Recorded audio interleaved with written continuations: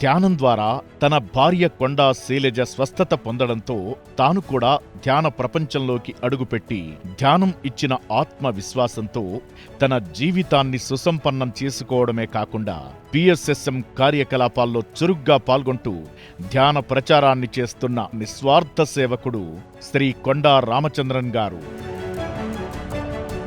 జీవితంలో మంచి చెడు అన్నీ అంగీకరించాలని, నో జడ్జిమెంట్స్ నో కంప్లైంట్స్ వంటి పత్రిజీ బోధనల నుండి ప్రేరణ పొంది 2017లో ధ్యాన ప్రపంచంలోకి అడుగుపెట్టిన ఆయన పత్రిజీ ఆశయ సిద్ధి కోసం అనుక్షణం పరిశ్రమిస్తున్నారు. ఈ క్రమంలో 2019లో 12x12 కొలతలతో శ్రీ సాయి పిరమిడ్ను పత్రిజీ చేతుల మీదుగా ప్రారంభించారు. తన భార్య శైలజతో కలిసి ధన్వంతరి నిలయం పేరుతో ఓ ధ్యాన కేంద్రాన్ని ఏర్పాటు చేసి అక్కడ ధ్యాన శిక్షణా తరగతులను నిర్వహిస్తున్నారు.